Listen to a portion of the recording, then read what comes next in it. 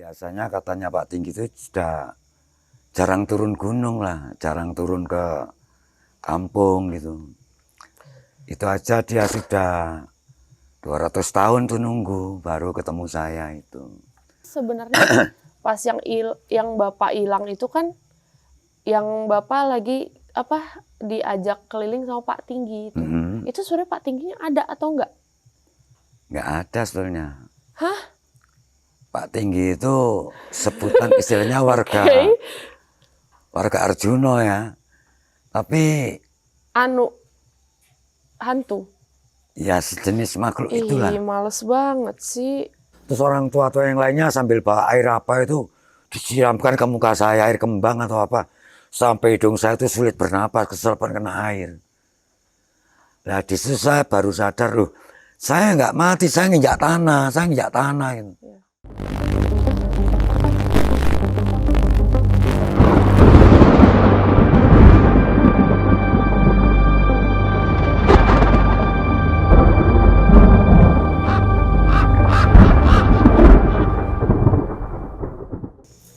Halo, aku Fabiola, bule dari Jerman, tinggal di Bali, nyangsang di Bandung, sekarang lagi gentayangan di Probolinggo. Nah, kali ini aku lagi di Pekalen rafting, nah bareng sama Pak Remon. Halo Pak Remon, apa kabar? Halo juga, kabar baik-baik, sehat-sehat. Oke, silakan Pak Remon boleh kenalin dulu. Saya biasanya sama teman-teman dipanggil Remon ya.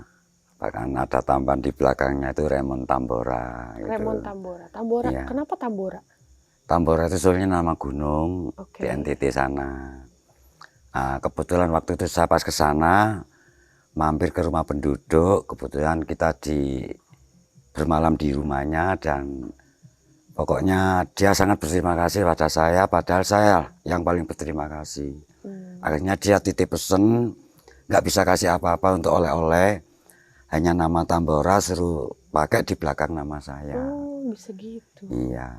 Jadi nggak akan pernah ada habisnya oleh-oleh itu. Iya, sampai sekarang masih tetap. Berarti sampai sekarang dikenalnya Remon Tambora. Ya? Iya, begitu. Oke, nah guys, sebenarnya Bapak Remon Tambora ini adalah senior pendaki gunung ya. Sampai sekarang umurnya di atas 60 dan masih Ya, mendaki masih ya mendaki, sampai sekarang. masih eksis ya. Gila, senior banget loh, mantep ya. Dan beliau ini sebenarnya dikenal sebagai pendaki yang dulunya pernah hilang. Nah, itu kalau boleh tahu hilangnya berapa lama sih Pak? Ya, seingat saya waktu itu 3 hari saja kok. Oke. Tapi seingatnya? Iya, di tempat saya hilang itu 3 hari. Karena ada 3 malam dan 3 siang. Tapi di kampung yang sebenarnya ternyata itu sudah 39 hari, berarti menjelang hari ke-40. Hah? Kok bisa gitu sih? Ya enggak tahu, perhitungan kalendernya kok berbeda gitu ya. Agak bingung. Tahu-tahunya begitu saya sampai di rumah itu sudah ada acara selamatan 40 harinya gitu. Oh, udah kayak dianggap hilang. Dianggap hilang, dianggap mati gitu. Iya. Dianggap gak ada gitu ya. Iya, karena dicari sudah nggak ketemu. Apalagi nyarinya tempo dulu itu hanya pakai berdasarkan duk-duk pieng gitu. Apa? Duk-duk pieng itu pakai lampu sama alat-alat tradisional dipukuli. Dicari mungkin di gondol wewe gombel atau apa. Aduh. Itu ternyata kok nggak ada. Akhirnya ya pulang ke rumah sudah. Maka sejak hari saya nggak ada itu dianggap hari pertama. Nah, saya sih yang di tempat saya itu ya nggak merasakan apa-apa. Kok bisa gitu? Berarti selama waktu Bapak hilang itu Bapak ngerasain hilangnya cuma 3 hari gitu? Bahkan nggak merasa hilang.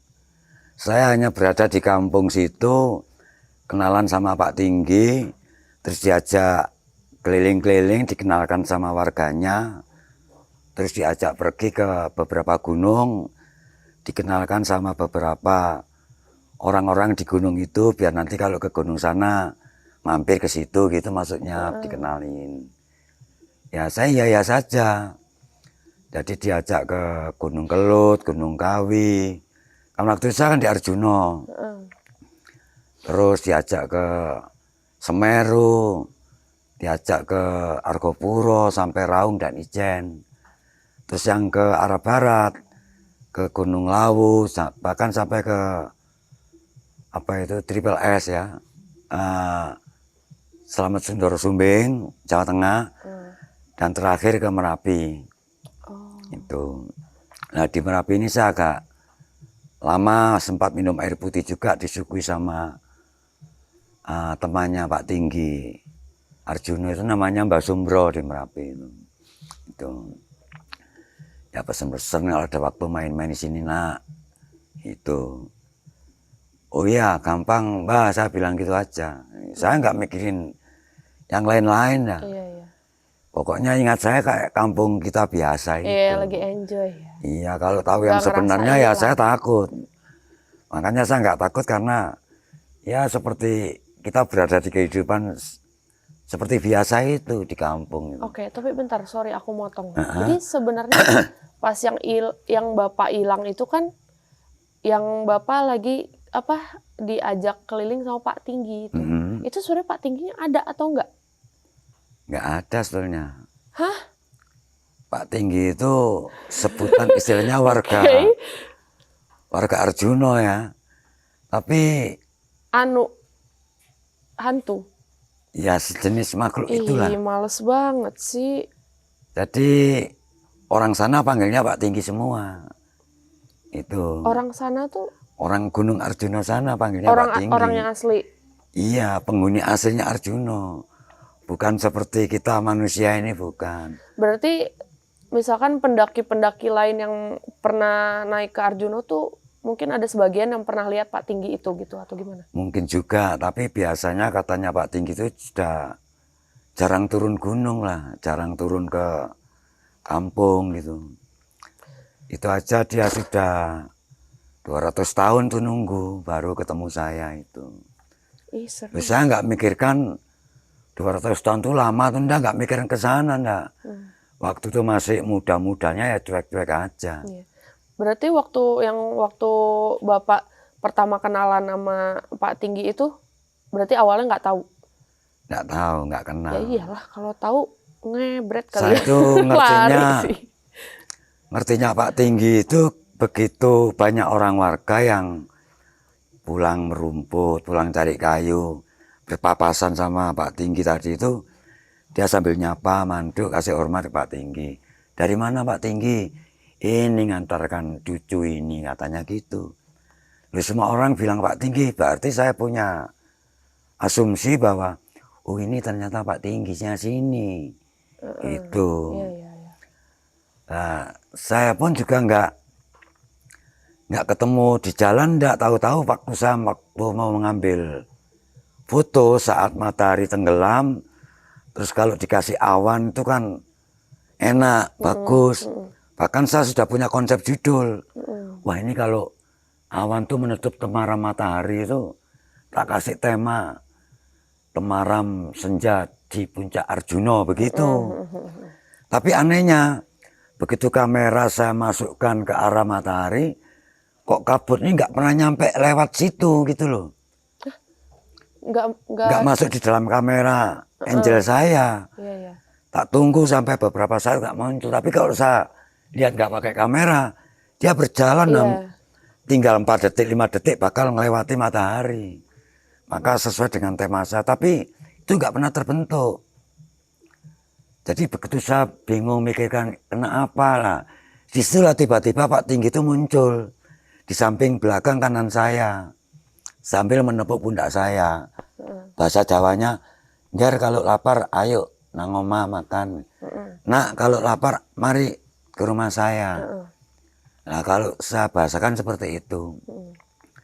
Saya tinggal tripod sama kamera saya itu, ikuti aja ke rumahnya itu. Ada kebun kentang, kebun wortel, kebun jagung, kubis. Nah, rumahnya model rumah joglo kuno itu. Ya saya merasa ini seperti kampung biasa gitu. Cuman dalam rumah itu banyak sekali warganya, ternyata mereka adalah para abdi dalamnya Pak Tinggi, atau para pamongnya Pak Tinggi tadi. Ya saya santai-santai aja. Itu. Tapi selama Bapak kayak ya spend time sama Pak Tinggi itu, pernah ngerasa nggak sih kayak ih serem atau horor atau gimana gitu? Atau biasa aja? Biasa saja karena Karena nggak ada feeling ke situ ya? nggak ada dan di sana pun tidak ada yang menakutkan.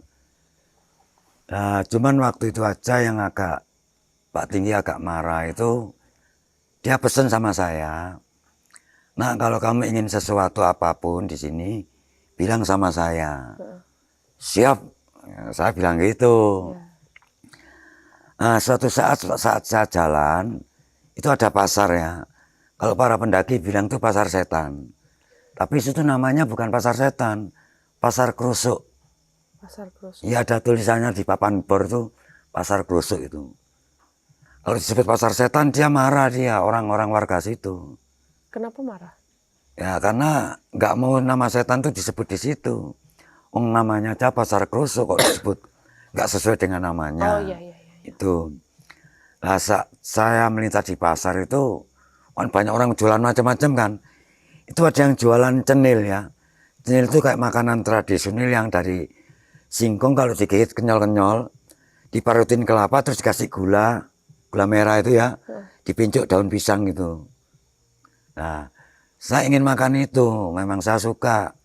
Cuma saya nggak terbiasa makan di warung atau di luar. Iya. Jadi saya malu, akhirnya saya minta dibungkus, saya bawa pulang ke rumahnya Pak Tinggi. Nah di dapur tuh saya makan, selesai doa, mau makan, mau masuk mulut ini Pak Tinggi tiba-tiba ada di samping saya. Terus ditampel tuh cenil tadi, wah sampai jatuh ke tanah. Terus diambili, dimasukkan bungkusnya lagi sama betingnya itu ya. Iya. Diambil terus bilang ke saya dengan wajah mimik yang agak marah gitu. Lain kali kalau ingin apa-apa itu enggak usah beli-beli. Bilang saja sama saya tak kasih, tak turuti. Iya. Maaf Pak Tinggi saya nggak tahu. Sudah itu aja. Terus dia kembali rupanya mau mengantarkan kembali ke penjualnya tadi. Hanya itu aja wajahnya Pak Tinggi yang tampaknya agak nggak senang gitu. Tapi Bapak tahu nggak kenapa Pak Tinggi tuh marah cuma gara-gara gitu doang, kira-kira tahu nggak? Ya saya nggak jelas ya nggak paham. Cuma katanya Pak Pamongnya itu, nah sampai tuh tamu istimewanya Pak Tinggi. Nggak boleh makan sembarangan. Jadi semuanya harus diatur di sini. Begitu. Waktu saya minta Pak Tinggi saya kok ingin durian ya. Ada, oh ada. Dibawakan durian, satu pikul isinya banyak itu. Padahal saya makan satu saja nggak habis. Satu biji itu nggak habis. Duriannya kayak durian Cikasur besar-besar, kayak durian Bajul kurang besar, kayak montong kurang besar. Harumnya luar biasa. Terus saya juga saat kepingin tape itu didatangkan satu pikul, tapenya besar-besar panjang-panjang kayaknya kayak tape karang plosoan. Ada langsung Pak Tinggi, ada nak, sebentar. Satu bajong itu langsep tok. Padahal saya makan paling banyak 2 atau 3. Suruh habiskan saya nggak mau. Saya sudah cukup Pak Tinggi kenyang. Biarkan untuk yang lainnya aja. Iya. Itu. Nah. Jadi saya nggak beli-beli. Cuma kalau minta sesuatu itu saya diberi. Itu. Bahkan saya mau mandi pun harus pamitan. Dia pesen. Kemanapun kamu melangkah, lebih dari 7 langkah dari rumahmu, pamitanlah pada yang ada di rumah. Ketika saat saya mau mandi, itu sana ada sumur nggak ada ya. Iya. Yang ada itu pancuran, tapi nyebutnya sana itu kucur. Kucur. Ya mungkin banyunya, airnya mengucur itu ya. Nah ketika saya mau mandi itu ada perempuan desa sana, namanya Lestari. Masalah kecantikannya was kayak bidadari lah. Cuman saya menunggu dia kalau mau ngambil air ya biar ngambil air. Cuma dia menunggu saya mandi, saya nggak enak. Akhirnya tak ambil, dia kan bawa bumbung ya, air itu tempatnya bumbung. Terus digendong pakai pakaian Jawa gitu. tak ambilkan, tak berikan. Dia bilang, sudah kalau mau mandi silakan. Saya merasa risih, nggak enak, Iya, bukan iya. mukrim saya. Waktu itu yang saya ingat. Akhirnya silakan, kalau memang mau di sini saya harus pulang dulu. Iya. Saya tinggal. Padahal itu adalah ternyata ujian paling berat itu di situ. Iya.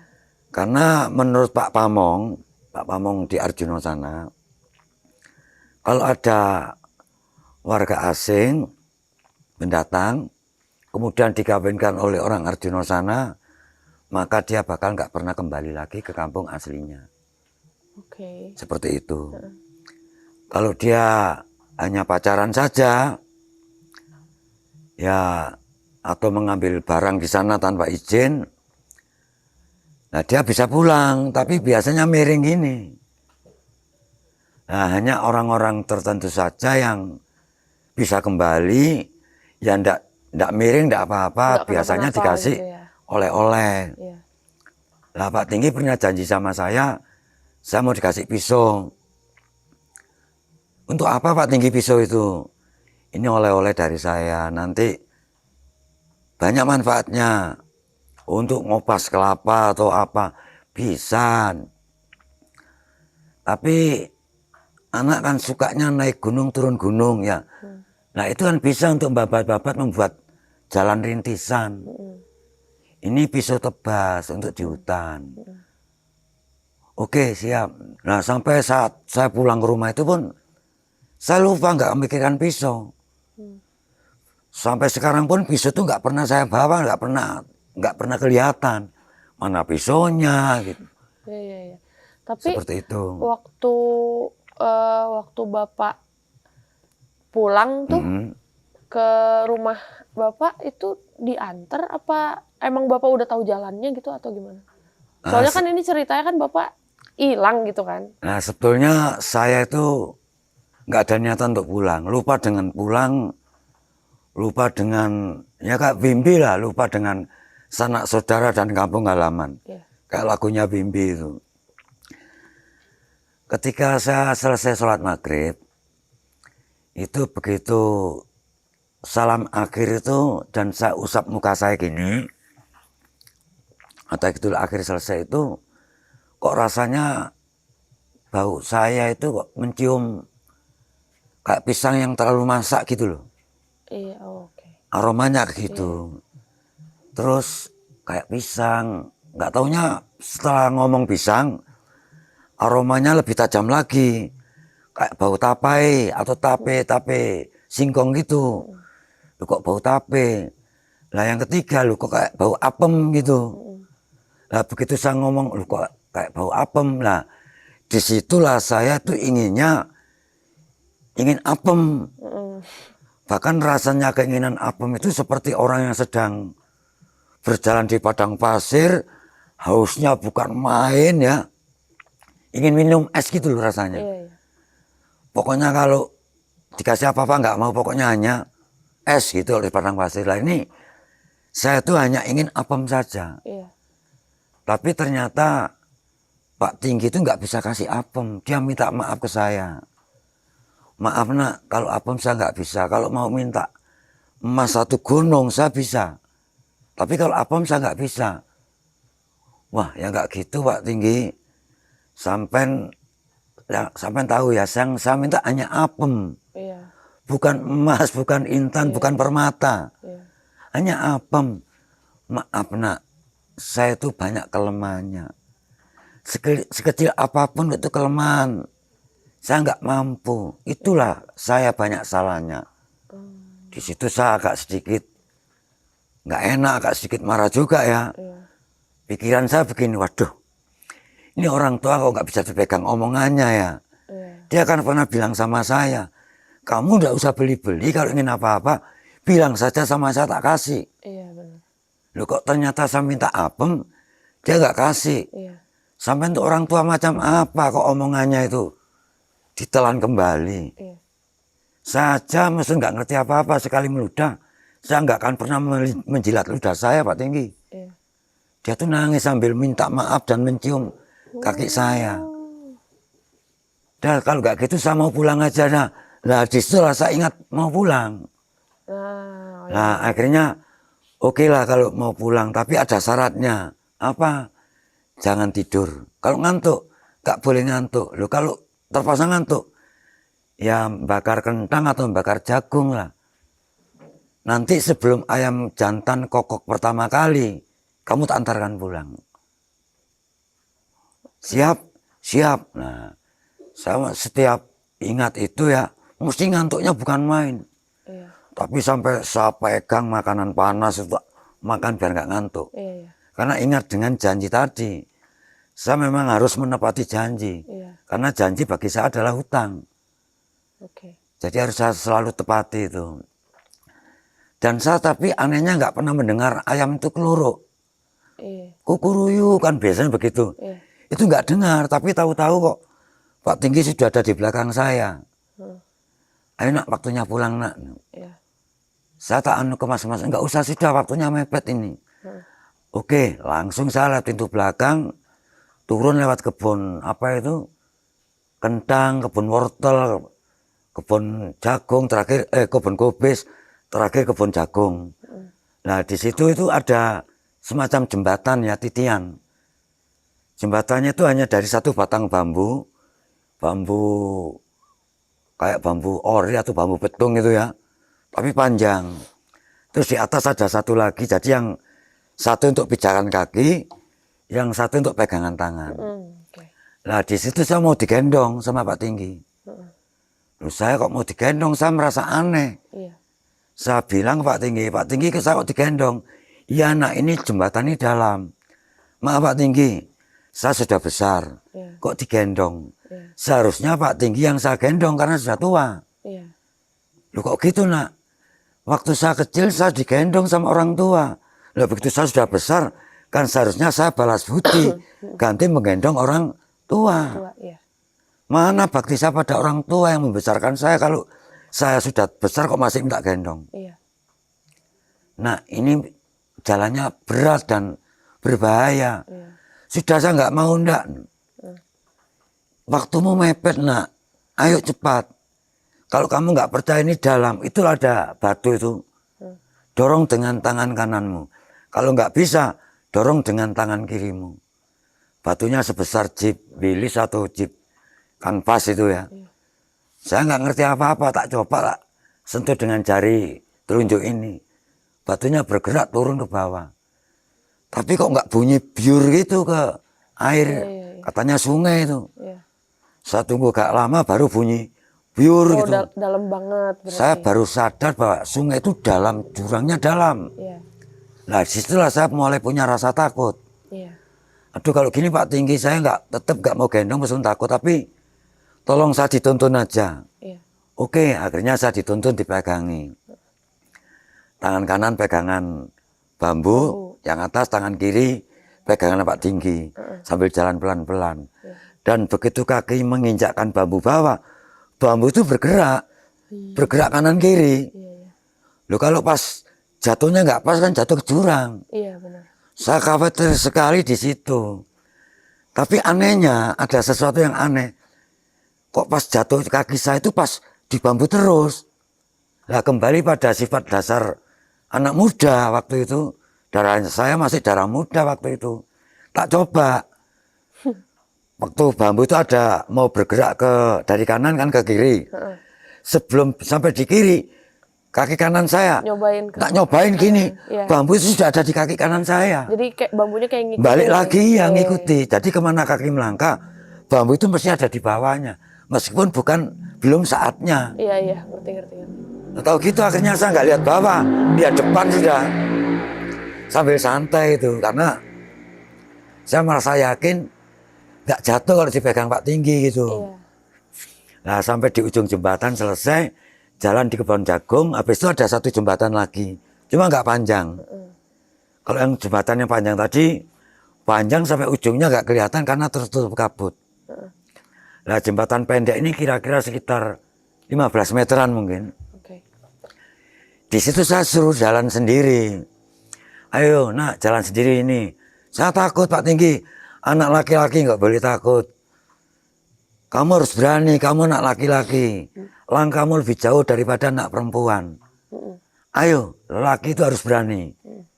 Waktu itu belum ada apa itu selera pemberani, nggak ada, masih laki-laki harus berani gitu. Nah itu memotivasi saya, akhirnya saya berani. Nanti kalau kepleset, ya saya tunggu di belakang sini. Oke Pak Tinggi, saya baca Bismillahirrahmanirrahim, nah melangkah sudah.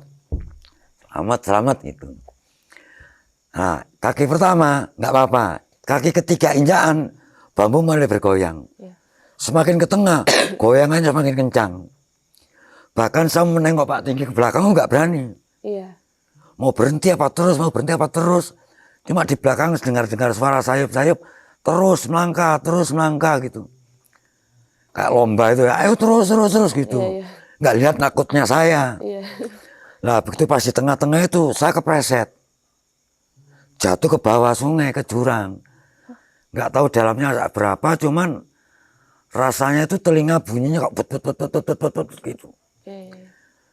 Kayak apa ya, kayak kita naik mobil mewah gitu ya, mobil empuk, apa itu joknya empuk gitu ya, lewati jembatan pendek kecil, ndut gitu rasanya. Tapi lama, entah berapa menit nggak tahu, tahu-tahu itu saya ada di bawah, di tanah. Tapi anehnya lagi, yang sakit bukan kaki saya jatuhnya itu berdiri. Nggak sempat berjongkok tapi berdiri, tapi kaki saya nggak sakit, yang sakit perut malah. Saya tengok kanan, tengok kiri, kabut datang pergi, sambil teriak-teriak panggil Pak Tinggi, nggak ada jawaban sama sekali. Bahkan gaungan pantulan suara saya pun nggak ada. Akhirnya saya terus jalan ke bawah, begitu saya menengok sebelah kiri ada cahaya merah itu. Itu cahaya apa itu? Mungkin kampung atau apa, saya dekati, kan malam itu dah. Ya sebelum subuh mungkin. Begitu dekat ternyata tadi itu pickup itu. Lagi naikin gobis mau dijual ke Pasar Batu. Saya tanya, Pak nggak kelihatan Pak Tinggi? Nggak kelihatan nak, paling ya tidur di rumahnya gitu. Jauh rumahnya ya? Jauh dari sini. Mau kemana sih? Ya mau pulang sebetulnya saya. Nah, ini mau kemana pickup ini? Mau ke Pasar Batu, ke Pasar Sayur. Boleh saya nunut? Boleh, tapi bilang sama supirnya. Supirnya bilang, oke, jangan macam-macam, kalau nunut ada apa-apa nanti yang kena supirnya nanti. Tunggu ya, siapa? Gitu. Nah sambil menunggu itu, perut saya semakin nggak kuat sakitnya. Itu ada bekasnya kopi, diminum sama yang kerja naikin kopi itu ya. Tak dekati, habis tinggal ledaknya itu ya. Apa ledak itu ya? Ampasnya itu. Kok aromanya seger kok begitu, terus akhirnya sama tangan tak colek gini, tak jilat, kok enak gitu. Itu yang saya makan. 1, 2, 3, kok rasa sakit hilang. Terus sana ada bekas bakaran jagung, juga sudah habis, tinggal sedikit 1, 2 aja. Itu tak lelesi, tak ambil sisa-sisa itu, tak makan ini. Sembuh sudah rasa sakitnya. Jadi saya jatuh seperti itu, bukan badan sakit karena jatuhnya, tapi perutnya yang terlalu lapar mungkin. Nah sampai di Batu saya nyampe masih subuh peteng, bingung akhirnya mau pulang kemana. Saya datang ke Pesanggaran itu ada SD, di belakang SD itu rumahnya teman saya, namanya lupa saya. Terus mau pinjam duit lah istilahnya, buat ongkosan pulang gitu, ke Malang gitu. Tapi teman saya ke Surabaya disuruh ibunya juga pinjam duit ke kakaknya di Surabaya. Tenang aja nak, siang nanti datang karena dia berangkatnya kemarin. Oh ya bu, kasih sarapan. Sampai siang saya dikasih makan siang. Nggak datang, sampai sore pun saya dikasih makan sore, si anak belum datang. Bahkan mau mendekati maghrib sekitar jam 4:30, saya mulai resah. Kalau nggak datang gimana, nggak bisa pulang, nggak pinjam duit saya. Mau pinjam ke orang tuanya malu. Akhirnya saya nulis surat. Saya kesini nunggu kamu kok belum pulang-pulang, saya tinggal di kamarnya. Terus akhirnya saya beranikan diri ke ibunya. Bu, saya mau pinjam duit untuk ongkosan pulang. Ke Malang tuh kalau naik super band, itu ongkosannya 200. Tapi kalau agak malam, maghrib, bisa 250 atau 300. Kok nggak bilang dari tadi nak? Malu bu, dikasih 350. Nah pulang naik, begitu sampai turun di jalan raya, jalan sedikit masuk gang saya langsung kelihatan rumah. Tapi kok banyak orang di situ ya, ada sesuatu yang nggak beres ini. Dengan rasa was-was dan takut-takut ada apa-apa, saya lewat depan pintu, banyak orang gini, tahlil itu. Ada tetangga saya, almarhum sekarang, itu sempat melihat saya sambil kaget gini. Gini dok, nah, saya juga takut ada apa. Semuanya dikeluarkan, di rumah banyak orang. Saya lewat pintu sebelah. Begitu masuk, di lorong itu banyak orang tua-tua masak. Terus orang tua-tua yang lainnya sambil bawa air apa itu, disiramkan ke muka saya, air kembang atau apa. Sampai hidung saya itu sulit bernapas, keserpan kena air. Nah di situ saya baru sadar, loh saya nggak mati, saya nginjak tanah gitu. Sampai sepatu saya itu sepatu ceko ya tentara yang saya potong pas mata kaki itu. Untuk membuktikan bahwa saya itu nginjak tanah itu saya kipatkan gitu. Apa kipatkan tuh ya. Pokoknya saya gini kan. Itu sampai jauh ketemu tetangga saya. Di utara sungai. Jaraknya ada 400 meteran. 300 meteran. Nyebrang sungai, nyantol di atas pohon bambu. Lah ngertinya dia waktu dia beli bambu buat betulin rumahnya. Loh kalau ini banjir, berarti orang gini kan kiamat. Ini kan sepatunya tato ini. Itu panggilan saya tato di kampung. Seperti itu. Akhirnya cerita, wah iya memang sepatu saya, tapi nggak tahu saya kok ke sana, sampai sana. Nggak tahu saya, maaf ya, karena saya nggak tahu prosesnya. Saya nggak berani ngomong karena nggak ngerti, nggak tahu. Oke lah, nggak apa-apa. Nah, sejak itu orang mulai waspada, was-was. Hati-hati, sampai tetangga pun biasanya bilang gini, hati-hati itu orang hilang di Arjuno. Tetangga saya itu aslinya orang Punten ya, yang perempuan. Cerita ke anak-anaknya itu. Juga sudah almarhum anaknya. Katanya Mbah Bu, mereka dulu di Punten Batu itu, kalau orang hilang di Arjuno, itu kalau nggak kembali itu biasanya dikawinkan sama orang sana. Terus kalau dia kembali, biasanya kalau disembunyikan sana karena kesalahan apa, itu miring gini. Tapi ada juga orang yang apa itu kembali, yang nggak miring, yang nggak sakit, yang nggak apa, biasa saja, malahan bisa-bisa dikasih oleh-oleh. Entah itu pisau, entah itu udun, entah itu apa gitu. Gaman katanya gitu. Coba tanya aja ke Tato sana. Saya nggak ngerti apa-apa. Saya nggak bawa apa-apa kok. Saya juga makan nasi gitu.